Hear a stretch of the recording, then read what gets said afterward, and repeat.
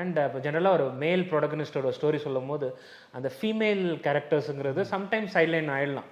But in your films not one, அங்கே அனு, மீரா, இங்கே உங்களுக்கு பல்லவி, கீர்த்தின்னு சொல்லிட்டு சைட்லைன் ஆயிடலான்றது பேச்சே கிடையாது. இல்லை ஆயிடுது சில படங்கள் எழுதும் போது there is always a way to put them into the film and bring it, give importance to the characters and give importance to the female characters and give prominence.